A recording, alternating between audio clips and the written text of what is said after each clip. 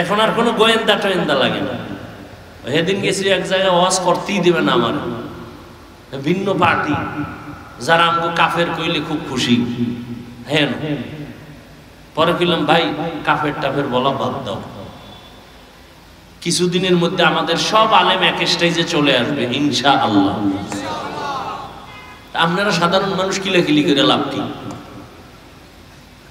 ওলামাদের মধ্যে দূরত্ব কিন্তু কমতেছে, খেয়াল করছেন কেউ? কোনো হুশই নেই।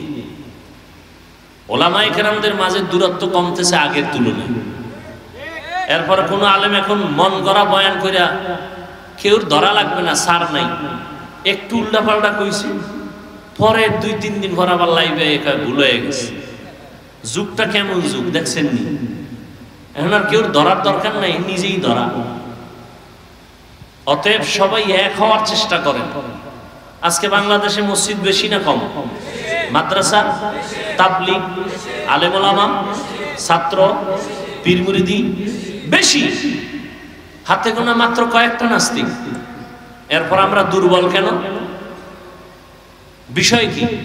একমাত্র কারণ আমাদের ভেতরে একতাবদ্ধতা নাই। সাপ বেজির লড়াই চলে আমাদের অন্তরের ভেতরে।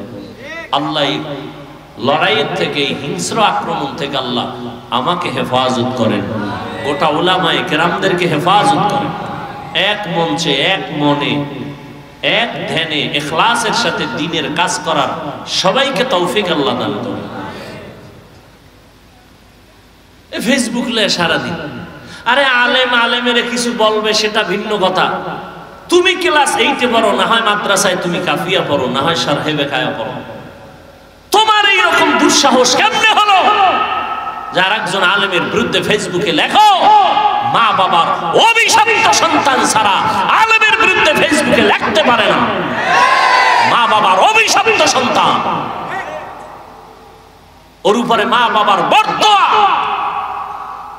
মা বাবার অভিশাপ, এমন সন্তানেরাই আলেমদের বিরুদ্ধে লিখতে পারে, এছাড়া কেউ পারে না।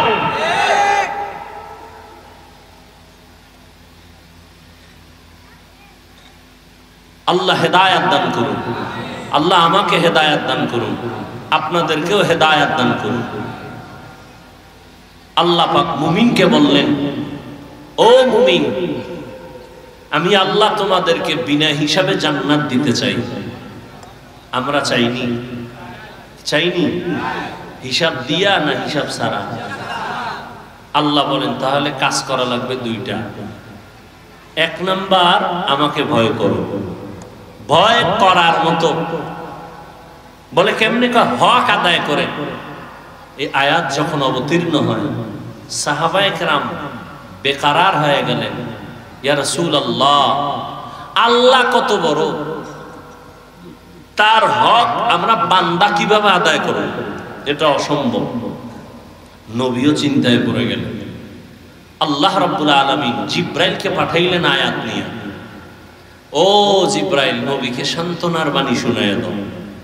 ইত্তাকিল্লাহা মাসতাতা'তুম, আল্লাহকে ভয় করো সাধ্যমতো, হক আদায় করে ভয় করার প্রয়োজন নাই, সাধ্যমতো আল্লাহকে ভয় করো। সাহাবায়ে কেরাম আশ্বস্ত হলেন, হ্যাঁ, সাধ্য মতো আল্লাহকে ভয় করাটা সম্ভব। আল্লাহর হক আদায় করে কারো দ্বারা ভয় করাটা সম্ভব না। এই ভয়ের নাম তাকওয়া। যিনি আল্লাহকে ভয় করবেন তার নাম মুত্তাকি। ভয়টা থাকার জায়গার নাম হলো অন্তর। তবে এটা চিরসত্য, এই ভয় তাকওয়া জন্মগতভাবে কেউ নিয়ে আসেন, এটা অর্জন করতে হয়।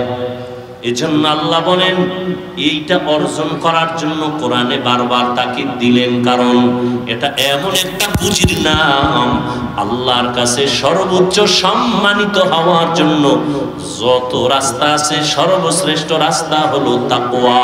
ইন্না আকরামাকুম ইনদাল্লাহি আতকাকুম। আল্লাহ পাক নবীকে জানায় দেন, আমার কাছে সবথেকে বড় দামি ওই ব্যক্তি যার মধ্যে আছে তাকওয়া। সব সাহাবায়ে কেরাম আমার নবীজির আশিক। হলেন একমাত্র ওমরের আশিক। এবার বুঝেন ওমরের দাম কত। সেই ওমরের সাথে অনেকে রাগ কইরা 20 রাকাত তারাবি পড়ে না, ওমরের সাথে রাগ করছে। ওমরের মানি না তো কারে মানো? কয় মুহাম্মদের মানি। অতি ভালো ভালো, আল্লাহ হেদায়েত দান করুন। আমার রাসূলের প্রিয় হযরত ওমর আমার আল্লাহর প্রিয় নবী, কোনো গুনাহ নাই। আল্লাহ কত বড় নবীর আশিক, সেই নবীকে আল্লাহ বলেন, ও নবী আপনিও তাকওয়া অর্জন করেন। ইয়া আইয়ুহান নাবিয়্যুত্তাকিল্লাহ ওয়া লা তুতি'ল কাফিরিনা ওয়াল মুনাফিকিন। ও নবী আপনি কাফের মুনাফিকের অনুসরণ করবেন না, আল্লাহর ভয় অন্তরে জমা করেন। আল্লাহ বলেন তাকওয়া অন্তরে জমা করো। এটা গর্ব থেকে নিয়ে আসো নাই, অন্যের থেকে অন্তরে ঢুকাইতে হবে। কার থেকে ঢুকাইবা? তাকওয়া অন্তরে ঢুকানোর ঠিকানা দুইটা, এক হলো রমজানের রোজা, আর একটা হলো খাঁটি আল্লাহর বান্দা যারা মুত্তাকি তাদের কলব হলো তাকওয়ার গোডাউন। রমজানের রোজার মাধ্যমে অন্তরে তাকওয়া অর্জন করো। খাঁটি আল্লাহ ওয়ালাদের সোহবত আর নেক নজরের দ্বারা অন্তরে তাকওয়া ঢুকাও। যতদিন পর্যন্ত অন্তরে আল্লাহর ভয় না আসবে ততদিন পর্যন্ত আমি হাফিজুর রহমান কেন, মক্কা মদিনার ইমাম কেন, আমার আল্লাহর নবীও যদি বয়ান করে কপালে কালেমা জুটে না। জাহান্নামের ভয় অন্তরে নাই, এজন্য নবীর মতো ব্যক্তির বয়ান শুনিয়া আবু জাহাল কালেমা পড়ে না। আর যখন জাহান্নামের ভয় অন্তরে ঢুকলো তখন ওমরের মতো বান্দা নবীকে জবাই করতে গিয়াও কালেমা পড়ে ফেলে। আল্লাহর ভয় অন্তরে জমা করার মানে জাহান্নামের আযাবের ভয়। আল্লাহর ভয় অন্তরে জমা করো। আল্লাহ ওয়ালাদের নেক নজর, লিকুল্লি শাইইন মা'দিনুন মা'দিনুত তাকওয়া কুলুবুল আরিফিন।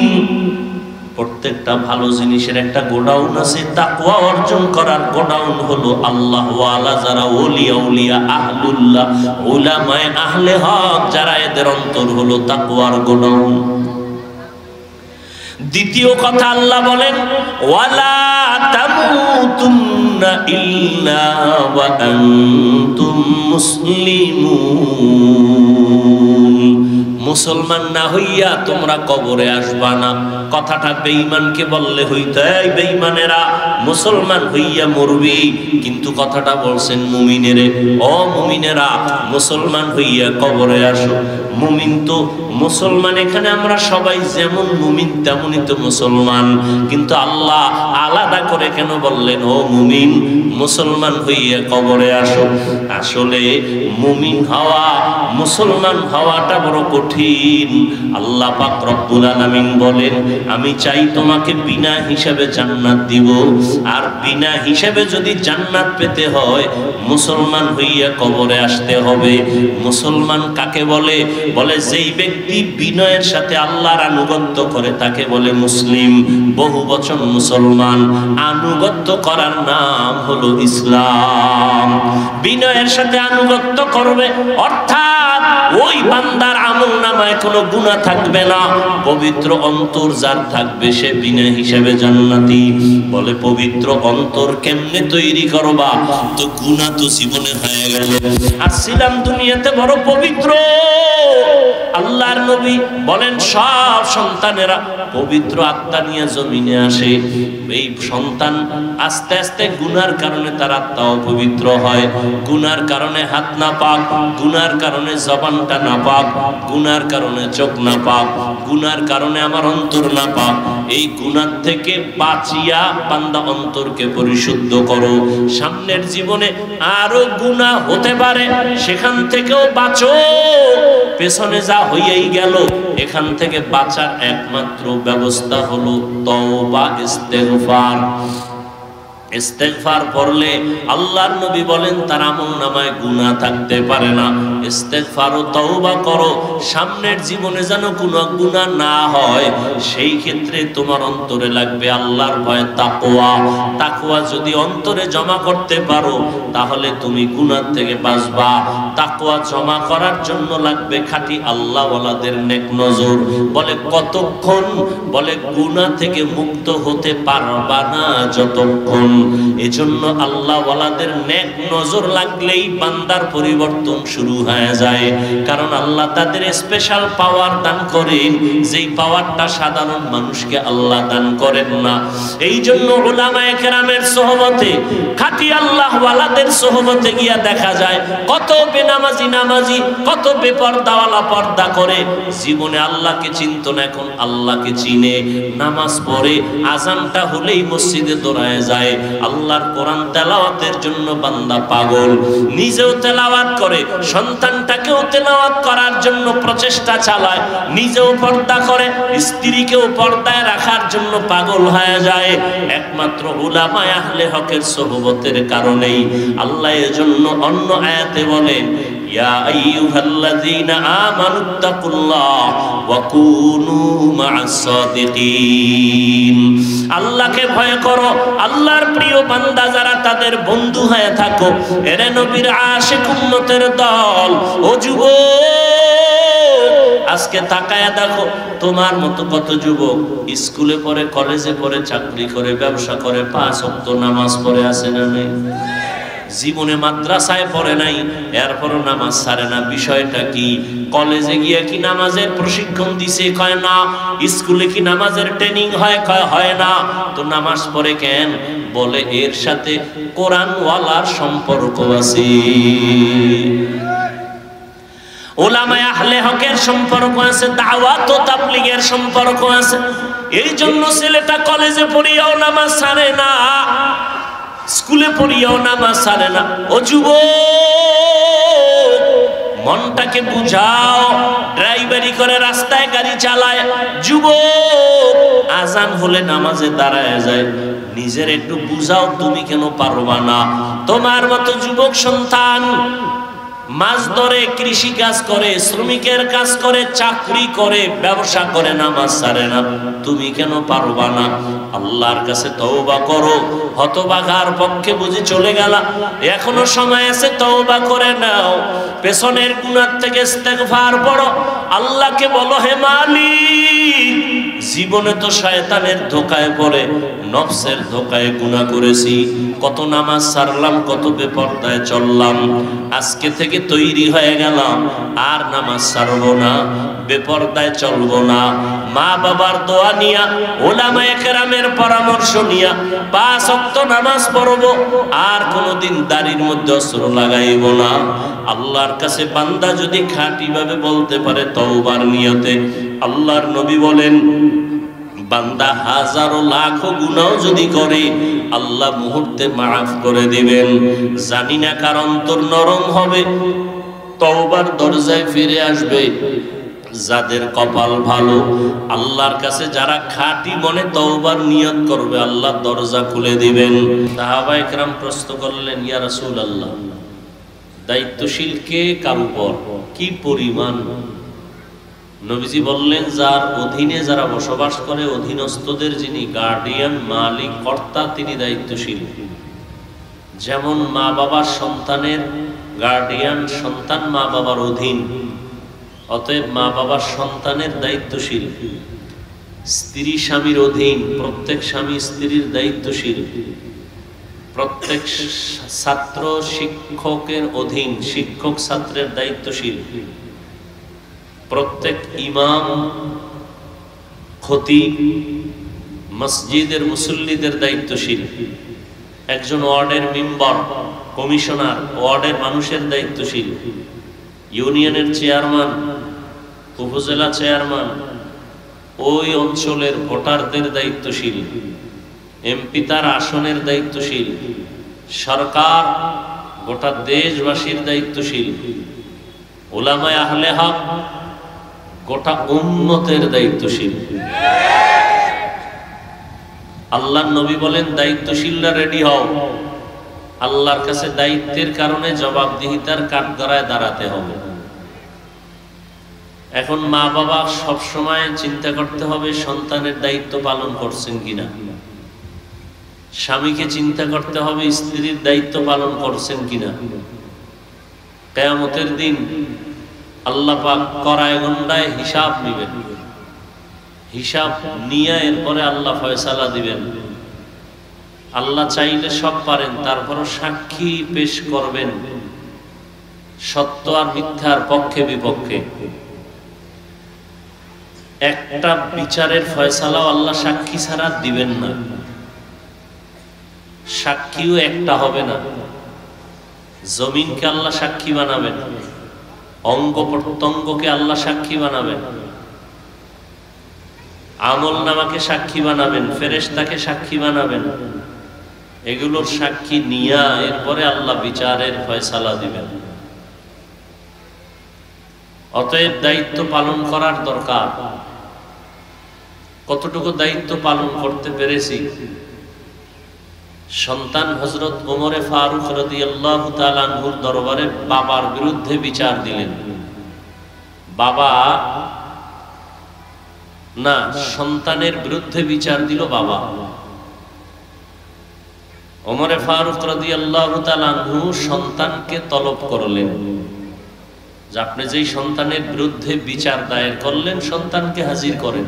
সন্তান আসলো, এই সন্তান, তুমি তোমার বাবার হক আদায় করো না কেন? সন্তান বললেন, খলিফাতুল মুসলিমিন, বাবার পক্ষ থেকে কি সন্তানের উপরে কোনো দায়িত্ব আছে? ওমরে ফারুক বললেন, হ্যাঁ আছে। বাবা পালন না করলে অসুবিধা বলে আছে? আমার বাবা তো কোনো দায়িত্ব আদায় করে নাই। প্রথম আমার মা আনতেছিল ঘরের মধ্যে, ভালো ভালো মা ঘরে আনে নাই। দ্বিতীয়, আমাকে দুনিয়াতে আল্লাহ পাঠিয়েছেন, প্রথম কি হক ছিল বলে একটা সুন্দর নাম রাখবে, বলে না আমার নাম সুন্দর রাখে নাই, জউল নাম রাখছে। আমরা বলি জুয়েল, সন্তানের নাম কোয়েল, দোয়েল, হাসি, বৃষ্টি, সবুজ, গম্বুজ, সন্তানের নাম যেগুলো মুখে নিতে লজ্জা লাগে। অথচ সারা দুনিয়ার কোন বেঈমানের ঘরে আব্দুর রহমান নামে কোনো ছেলে নেই। সারা দুনিয়ার বিধর্মীদের ঘরে রহিমা নামের কোনো মেয়ে। আমরা কেন এত বেহায়া বেলাজা যে আমরা মুসলমানের ঘরে ঘরে বেঈমানের নাম? কোরআন হাদিসে কি ইসলামের নামে টান পড়ছে? কেন রাখেন না? আল্লাহ এমনি শান্তি দিবে, আল্লাহ আপনার কাছে ঠেকা। অথচ সহিহ হাদিসে আল্লাহর রাসূল বলেন, কিয়ামতের দিন একটা মানুষকে শুধু নামের বরকতে নাজাত দিয়ে দিবেন। সন্তানের নাম সাগর, হৃদয়, নদী, খাল বিলটা বাদ আছে মনে হয়, খাল বিল, মানে এর থেকে নির্লজ্জতার কিছুই হতে পারে না। এজন্য ১৫০০ বছর আগে রাসূল বলে গেছেন, লা ঈমানা লিমান লা হায়া আলা, যাদের লজ্জা নাই ওদের ঈমানই নেই। এগুলো কেন হচ্ছে? শুধু লজ্জা নাই। আগের দিন, আগে বলতে কি ৫০ বছর আগে আমরা দেখছি, আমাদের বয়স আর কত, বাচ্চা হলে মুরব্বীরা আলেমের কাছে যাইতেন, হুজুর একটু খেজুর চিবাইয়া দেন, মিষ্টি চিবাইয়া দেন, আর বাচ্চার একটা নাম রেখে দেন। এনার হুজুর টুজুর লাগে না, মোবাইল খুইলা গুগলে ঢুকছে, হ্যাঁ গিয়া নাম দেখে, সন্তানের নাম আছে সব লাইন দেওয়া, সবুজ, পুতুল, হ্যাঁ সেন্টু, আরো কত কিছু আছে, বাস ওগুলো রেখে দিচ্ছে। আর কেউ কেউ চালাক আছে, ওরা ভালো একটা নাম রাখে ঠিক, কিন্তু ওটা ডাকে না। সন্তানের নাম বিপদ, বিপদ, সন্তানের নাম বিপদ। একজন হইনাকা আমার তো মহা বিপদ।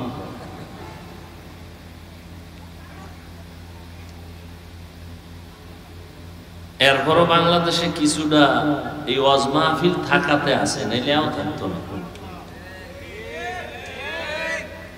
এখন এই ওয়াজ মাহফিলও বন্ধ করার জন্য ষড়যন্ত্র চলতেছে। কোরআনের আওয়াজের সাউন্ড কমাও, বহু বন্ধু আছে। গানের সাউন্ড কমাও, একজন বন্ধু হইল।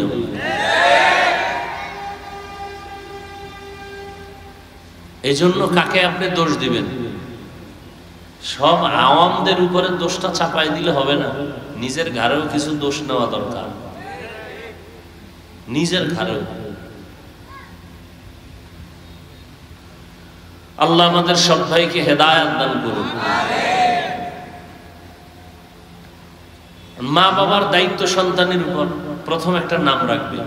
قال النبي صلى الله عليه وآله وسلم من ولد له ولد فليحسن اسمه وأدبه فإذا بلغ فليزوج فإن بلغ ولم يزوج فأصاب اسما فإنما اسمه على أبيه أو كما قال النبي عليه الصلاة والسلام। পয়গম্বর বলেন, ও সন্তানের মা বাবা, জমিনের মধ্যে সন্তান ভূমিষ্ঠ যদি হয়, ভালো একটা নাম রাখো। 7 দিনের দিন তার চুল ফালাও। সমর্থবান যদি হও, আকিকাটা দাও। সুন্দর একটা নাম রাখো, আদব শিক্ষা দাও। দুনিয়াতে আদবের শিক্ষা শ্রেষ্ঠ শিক্ষক রাহমাতুল লিল আলামিন। নবীর শিক্ষা ছাড়া আর কোনো আদবের শিক্ষা, সবগুলো বেয়াদবি, সবগুলো বেয়াদবি। জন্ম নিছে মুসলমানের ঘরে, বাবা মুসলমান, মা মুসলমান, ছেলের নাম আব্দুর রহমান। শিক্ষকের সাথে বেয়াদবি করে কেন? বলে মুসলমানের ঘরে জন্ম নিছে ঠিক, কিন্তু শিক্ষাটা মুসলমানি কায়দায় পায় নাই, মুহাম্মদের শিক্ষা পায় নাই। সালামটা দিতে পারে না, আইএ পাস, বিএ পাস, দুনিয়ার সব পাস, দুনিয়ার সব পারে। আসসালামু আলাইকুম এই দুইটা শব্দ শুদ্ধ করে পারে না। আর এক কুলাঙ্গারের বাচ্চা কোন জায়গায় বইয়া বলতেছে শুদ্ধ করে সালাম দিলে জঙ্গির গন্ধ পাওয়া যায়। আসসালামু আলাইকুম এই দুইটা শব্দ শিখতে কি মাদ্রাসায় যাওয়া লাগে? হ্যাঁ, অথচ বিএ পাস এই শব্দ দুইটা পারে না। সালাম দেয় সালামালাইকুম, তার মানে তোর উপরে খোদার গজব। হে ঘুরাই খাও আলাইকুম, তোর উপরে আগে বলুক। নির্লজ্জ মুসলমান, সালামটা পর্যন্ত শিখে নাই। সালাম দেয় মানে তোর উপরে গজব, সালামালাইকুম মানে তোর উপরে আল্লাহর গজব। অথচ সালাম শান্তি, আসসালামু আলাইকুম, বাস এতটুকু শব্দ শুদ্ধ করে পারে না। দুনিয়ার সব আকাম পারে। আল্লাহ হেদায়েত দান করুন। আপনারা চিল্লেন, এখানে চিল্লানের কিছু আছে? ভালো, এত গজব গেল দেশটা, এরপরও ভালো হইলেন না। আপনারা এই আবেগ টাবেগ দিয়া আমাকে হুজুর গো বহুত বিপদে ফেলাইছেন, আর কত ফেলবেন? বহুত তাল দিছেন হুজুর গো, ইমাম রে দিয়া নাই, আমনে নাই, ইমামের তাল দিছেন। আজকে সাইজ করে লাইবেন এই সাইড। হুজুর তো বুঝে লাইছে যে খুব করতে পারলে মনে হয় সম্মান বাড়বে, এমন করা করছে, সব গেছে গিয়ে হে নাই। এখন এক দলকার সূর্য ডুবার আগে যেন আপনি বাড়িতে ঘুরে আইয়েন, বাস গেছে ইমাম সাহেব। এই সমস্ত আবেগ বন্ধ করে। এটা ওয়াজের প্যান্ডেল। আওয়ামী লীগ নাই, বিএমপি নাই, রাজনৈতিক দলের লোক আসছে না। এই আপনাদের চাষারার কোন রোডের পাশে আওয়ামী লীগওয়ালারা যদি জনসভা দেয়, বিএমপি যাবে? এই সত্য কথা বলুন, বিএমপি ওয়ালারা জনসভা দিলে আওয়ামী লীগ যাবে? তো এখানে সব আসছে কেন একসাথে? বুঝেন কিছু, আবেগ দেখান না। হুজুর ইমান মাফেন বয়ে বয়ে। কিছু হুজুর আছে আপনাকে আবেগে লাফা। এটা আওয়ামী লীগের লোক আসবে কেন? বিএমপির লোক আসবে কেন? এটা কোরআনের মাহফিল, এখানে আমল আখলাকের কথা হবে। এখানে রাজনীতির লোক আসছে কেন? কয় উনি সব গাট্টি বেন্দারা পর্দার বাইরে ফেলায় দিছে, এখানে আসছে আল্লাহর মহব্বতে, রসুলের মহব্বতে। কি মসজিদে তাবলিগওয়ালারা ডাকে, চরমনেওয়ালারা যাবে? কথা বলেন না কেন? চরমনেওয়ালারা যদি এখানে জিকির হবে, তাবলিগওয়ালারা বসবে? বসে না, স্বাভাবিক। সোজা কথাটা স্বীকার করেন না কেন? এখানে সবাই আসছে, তাবলিগের লোক নাই, চরমনের লোক নাই, উজানির লোক নাই, গাঞ্জা করো, বেনামাজিও, বেপর্দাওয়ালা, পিছনে আমারে কাফের বলে সেও আছে। বুঝতে হবে এটা, এটা রাজনীতির মঞ্চ না, এই জন্য আসছে। এটা রাজনীতির মঞ্চ, রাজনীতির বক্তা, এই রাজনীতির মঞ্চ না, এই জন্য আসছে। আমি যদি রাজনীতি করতে মনে চায় প্রচলিত, তাহলে রাজনীতির আলাদা মঞ্চ আছে না? কি নাস্তিকদের মঞ্চ আছে, নাস্তিকদের বিরুদ্ধে জ্বালাময়ী ভাষণ দেওয়ার হুজুরগো মঞ্চ আছে না? কথা বলেন না কেন? রাজনীতি করতে চাইলে হুজুরগো মঞ্চে যাও। খেলাফত আন্দোলন, খেলাফত মজলিস, ইসলামী আন্দোলন, জামাআত, অভাব নাই, ওখানে গিয়ে চিৎকার দাও, সরকার 12 ঘন্টার মধ্যে লাল বাতি জ্বালায় দেয়। কি কথা বলেন না কেন? এটা রাজনীতির মঞ্চ। রাজনীতির মঞ্চে রাজনীতির আলাপ। আমাদের মুরব্বী যার 45 মিনিটের বয়ানে এ দেশের চূড়ান্ত ডাকাত, 5 ওয়াক্ত নামাজি হয়েছে, চরমনের জমিনে ঘুমন্ত সৈয়দ ফজলুল করিম রহমতুল্লাহ আলাইহি। জীবনভর দেখছি আর শিখছি। কি দেখছি? বয়ানের স্টাইজে জাহান্নামের বয়ান, মনে হয় সে দুনিয়াতে নেই। কবরের আযাবের বয়ান, কত বড় নিকৃষ্ট অন্তরওয়ালা। কয় আমরা খালি কবরের রস করি কেন? আমরা কেন জাহান্নামের রস করি? কি রস করব? আল্লাহ করলে আমি করব না কেন? কি আজীব ব্যাপার। আমার রসুলের যুগে আলাদা কোনো রাজনৈতিক পার্লামেন্ট ছিল না। যেখানে ইমামতি করতেন ওটাই ছিল রাষ্ট্র পরিচালনার মঞ্চ। মসজিদেই ইমামত, মসজিদের মাধ্যমেই খেলাফত। কথা বুঝেন নাই? আর এখন মঞ্চ আলাদা হয়ে গেছে না? আজকে যদি বলি আমি আজকে এখানে রাজনৈতিক বয়ান করব, চরমনের হুজুর আসবে, অমুক আসবে, তাহলে এখানে সবাইকে আসবে? বলেন, সত্য কথাটা বলেন, আসবে? সহজ কথাটা কেন বুঝেন না?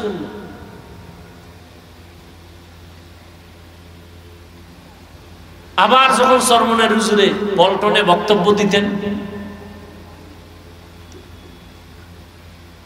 মনে হয় সে দুনিয়ার জগৎ সম্পর্কে শিক্ষক, কবর জগৎ, আখেরাত সম্পর্কে তার কোনো চিন্তাই নেই। সে এখন রাজনীতি মানুষকে শিখাইতেছে, মনে হয় রাজনীতির শিক্ষক হয়ে মানুষকে রাজনীতি শিখায়।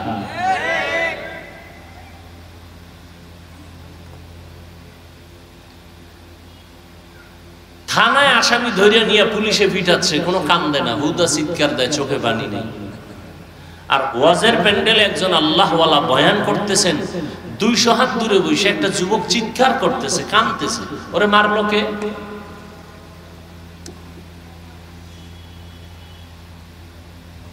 লা ইকরাহা ফিদ্দীন, ধর্ম নিয়ে কোনো জোর জবরদস্তি করা জায়েজ নেই।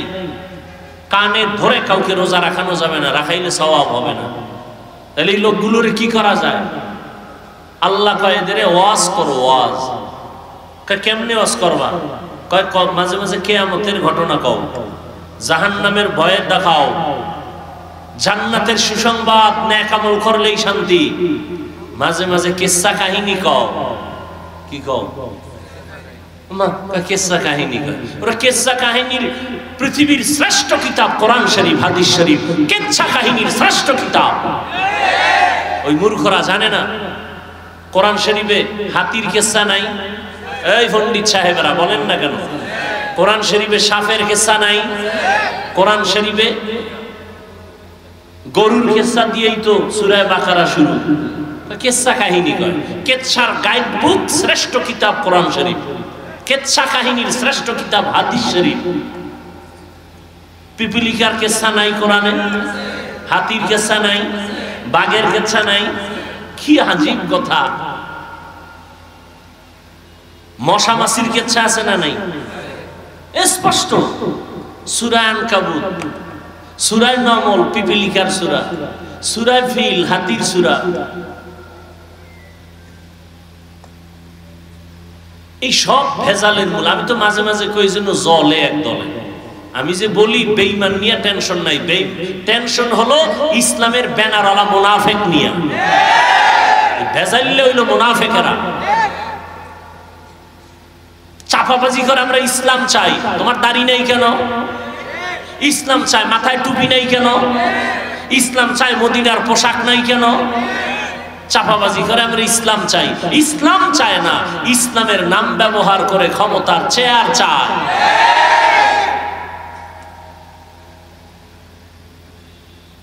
আল্লাহ হেদায়াত দান করুন।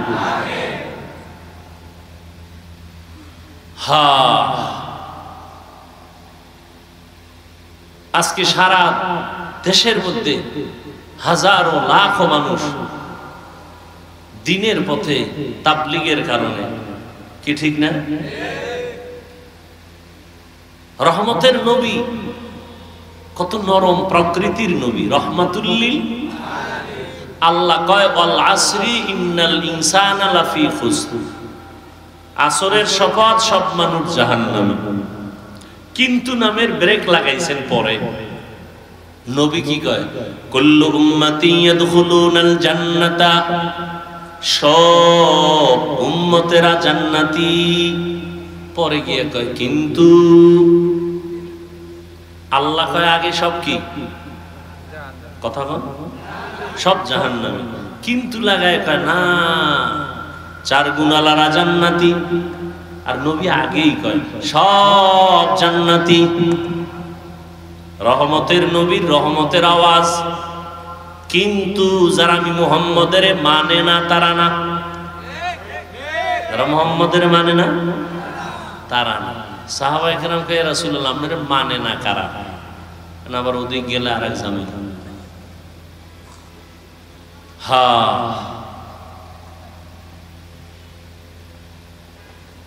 আল্লাহ আমাদের হেদায়েত দান করুন।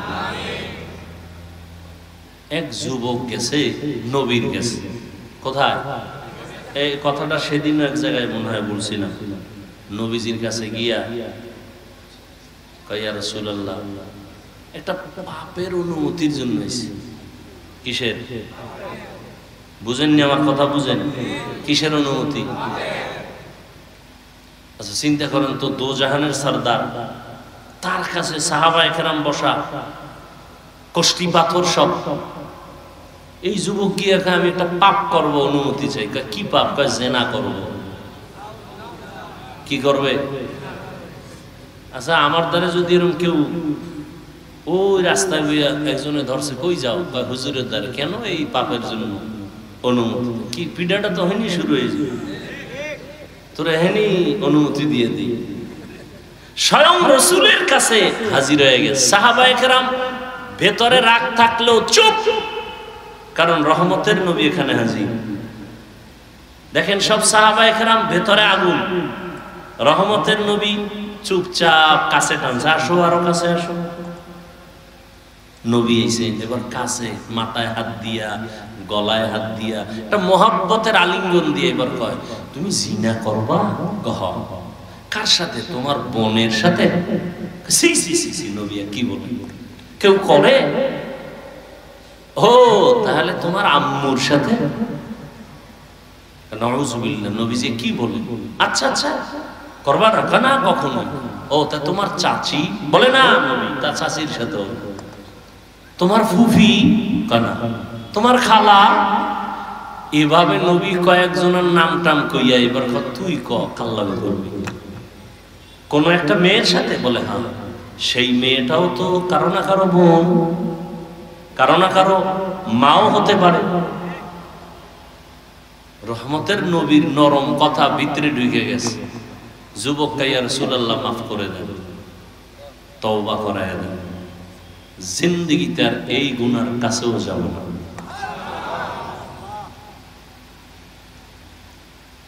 আহ ফাবিমা রাহমাতিন মিনাল্লাহি লিনতা লাহুম ওয়ালাউ কুনতা ফাদদান গালিযাল কলবি লানফাদ্দু মিন হাওলিক। ও নবী, আপনার অন্তর খুব নরম, যদি কঠোর হইতো তাহলে সব ভেঙে যাইতো, ভেঙে, কিন্তু নরম, এতটাই নরম যে আপনার কথা শুনে দুশমনও বন্ধু হয়ে যায়। লা তামুদ্দান্না আইনাইকা ইলা মা মাত্তা'না বিহি আজওয়াজাম মিনহুম ওয়া লা তাহজান আলাইহিম ওয়াখফিজ জানাহাকা লিল মুমিনিন। নবীরে কয়, আপনি মুমিনদের বেলায় ডানা মেইলা বিছায়া দেন, ডানা বিছায়া দেন, সবাই যেন আইসা জায়গা পায়, হিংসার বিন্দু কোনো যেন আশ না থাকে, ডানা বিছায়া দেন মুমিনের জন্য। এই জন্য মাত্র 13 বছর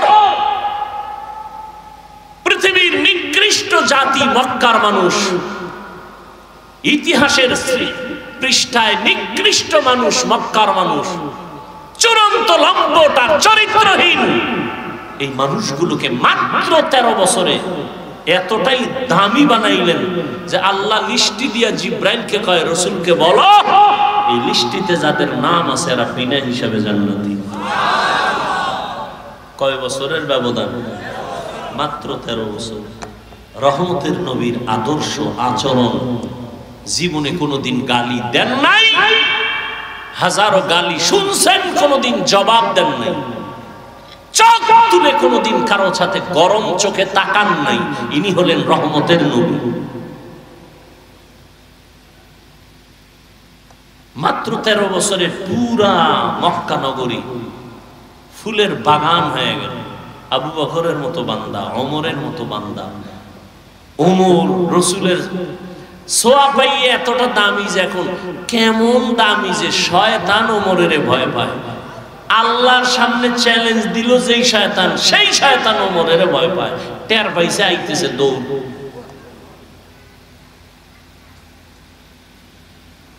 নবী কি কয়? কয় শয়তান আমারও ধোকা দেয় না, আমার দ্বারা আমি কালেমা ভরায় ফেলাইছি।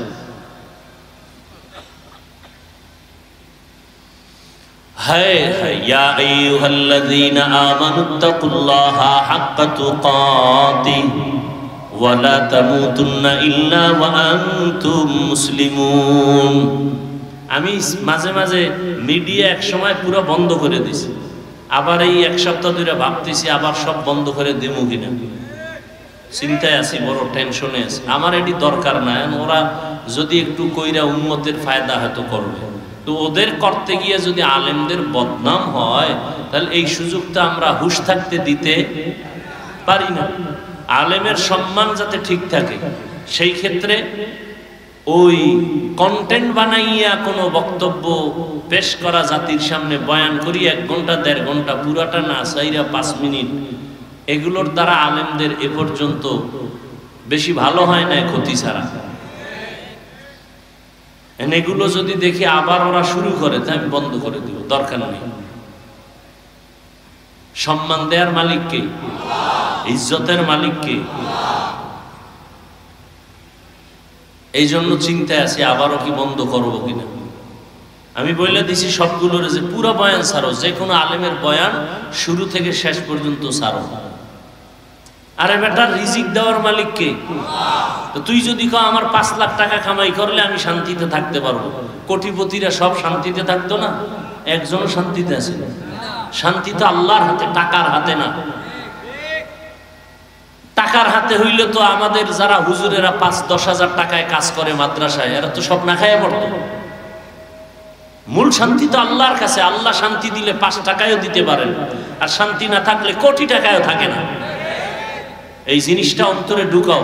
বয়ান শুনো না, বয়ে বয়ে আলেমদের বয়ান শুনো, নিজেও বয়ান শুনো, তওবা করো। খানা যে জিনিসের মধ্যে দাও, টাকাটা নিয়ে নিজের পেটে ঢুকাও, মাইয়া পোলারে খাওয়াবা, মায়েরে খাওয়াবা, হালাল করে খাওয়াও। কোন আলেমের বরদোয়া নিও না, খবরদার। বরদোয়া মোনাজাত দিয়ে করা লাগে না, দিল থেকে বরদোয়া চলে আসে। আর মানুষের বরদোয়া মারাত্মক। এ আমার বয়ান সহ কোন ওলামায়ে কেরামের বয়ান কাট করে আলাদা আলাদা বয়ান করছি আমি, কোনো একটা বিষয়ে কথা বলছি, সেখানে আমার সাথে এক মহিলার ছবি বা কোনো এমপির ছবি, এমপি মহিলা হোক বা কোনো লাইনের, এই ছবিটারে অ্যাড করে একসাথে দিয়া, এগুলো সারা, এগুলো কবিরা গুনাহ না? এটা সওয়াব না গুনাহ? কেন করো তোমরা এই গুনার কাজ? দেখো হালাল পথটাকে তোমাদের চালাকির কারণে হারাম হয়ে যাইতেছে। পথটা হালাল তুমি করে নিলেই হয়, একটু চালাকি করছো এখন তোমার জন্য এটা হারাম হয়ে গেল। আর এই হারাম টাকা তোমার মাইয়া বলারে খাওয়াও, তোমার লজ্জা করে না? মানুষের কি বয়ান করো? হালাল রাস্তাটাকে তুমি চালাকি করে হারাম বানাইতেছো। তোমার মধ্যে জাহান্নামের ভয় নাই, মরণের ভয় নাই। তুমি চিন্তা করবা যে আমি সওয়াবের নিয়তে করি, উম্মত আলেমদের বয়ান শুনবে, দিনের পথে আসবে।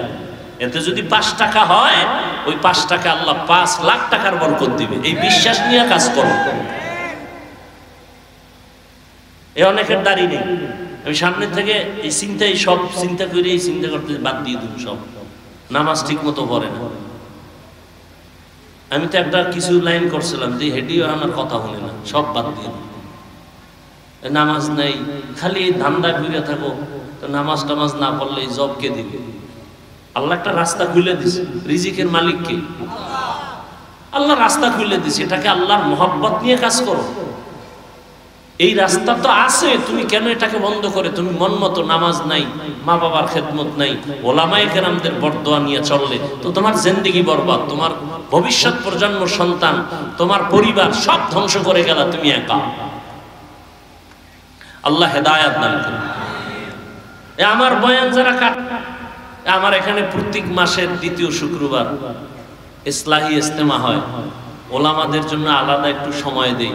এই বিষয়গুলো আমি বলি, বয়ানকে আরো সংযোজন করা দরকার, সংযত হওয়া দরকার, মার্জিত ভাষায়। এখন আর কোনো গোয়েন্দা টোয়েন্দা লাগে না।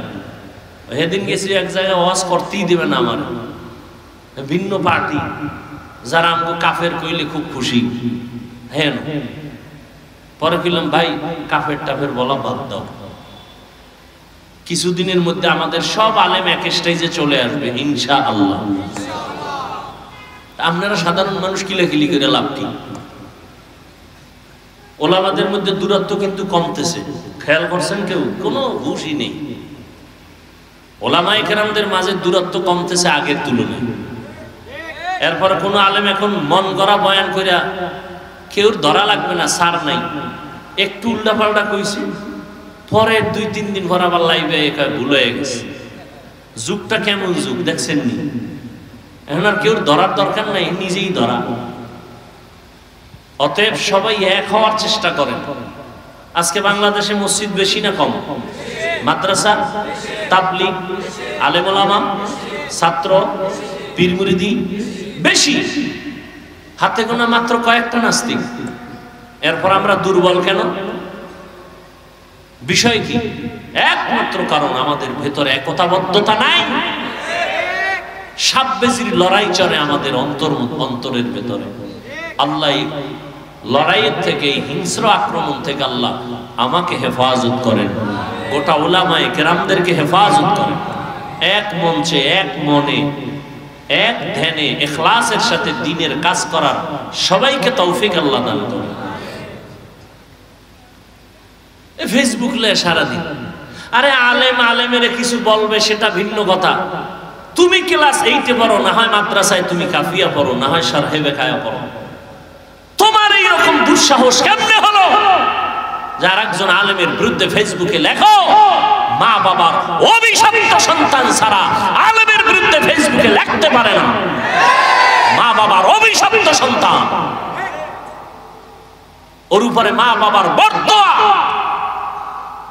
মা বাবার অভিশাপ, এমন সন্তানেরাই আলেমদের বিরুদ্ধে লিখতে পারে, এছাড়া কেউ পারে না।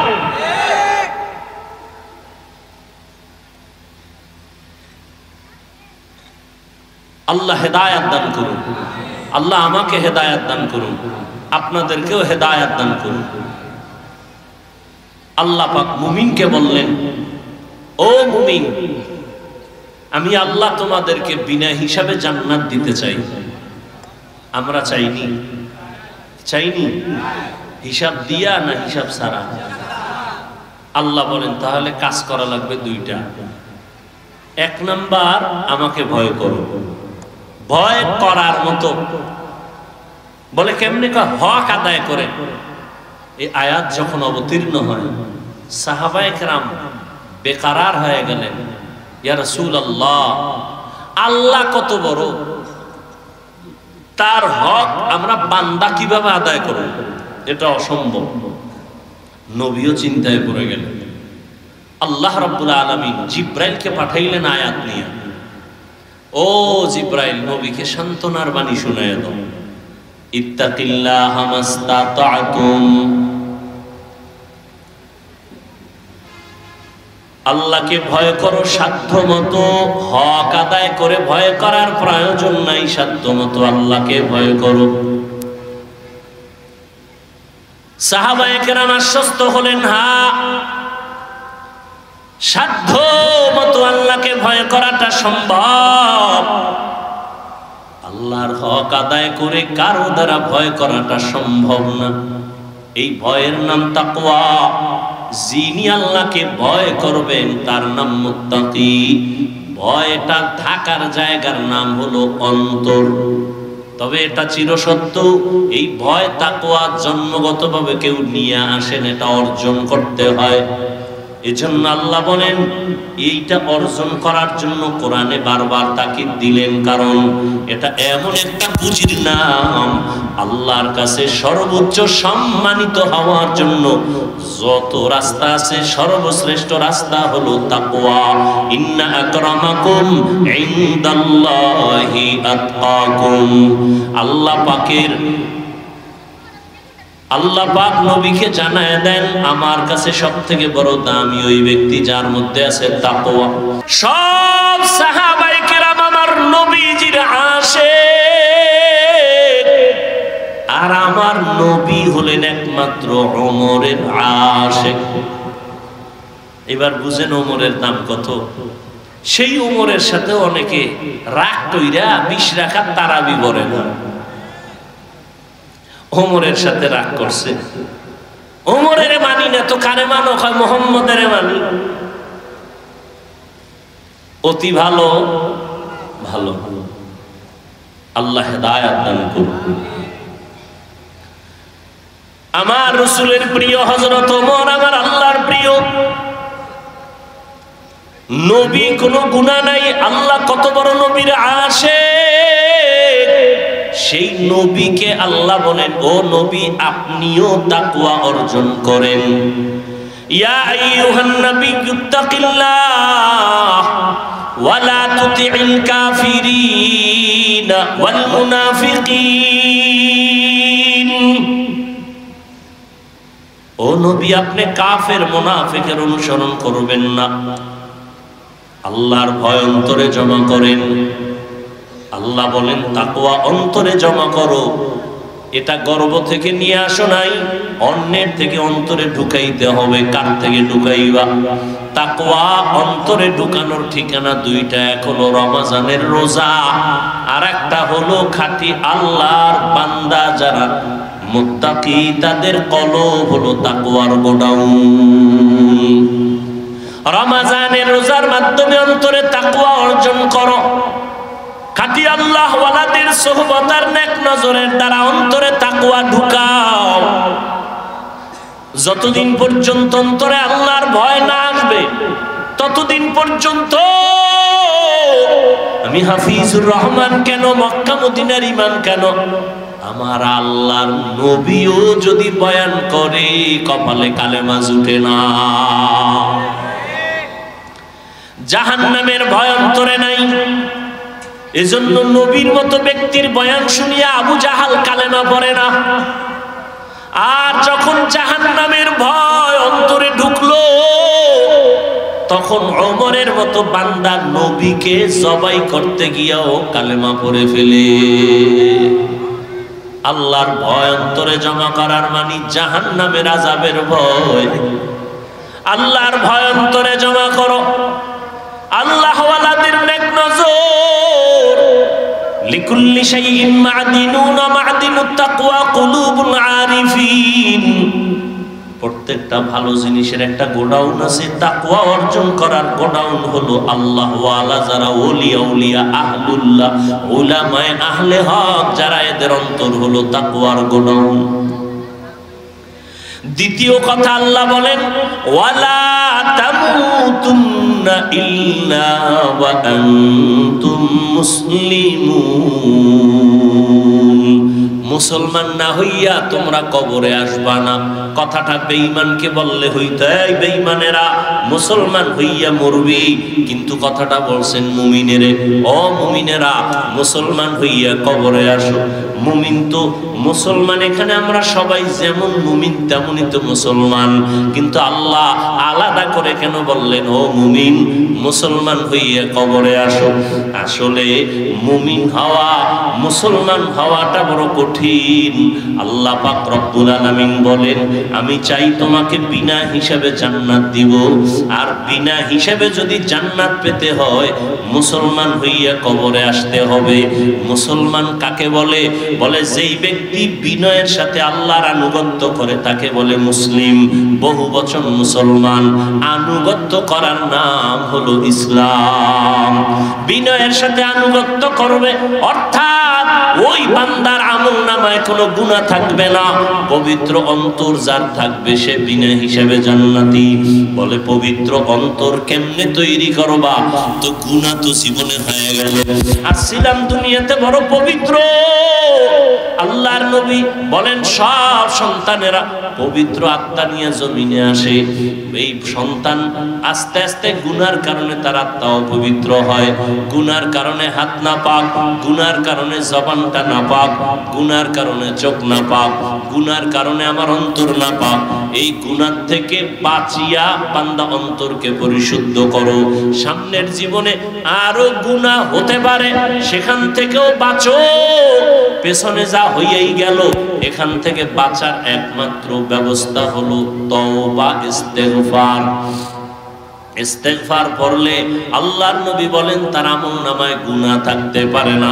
ইস্তেগফার ও তওবা করো, সামনের জীবনে যেন কোনো গুনাহ না হয়। সেই ক্ষেত্রে তোমার অন্তরে লাগবে আল্লাহর ভয়, তাকওয়া।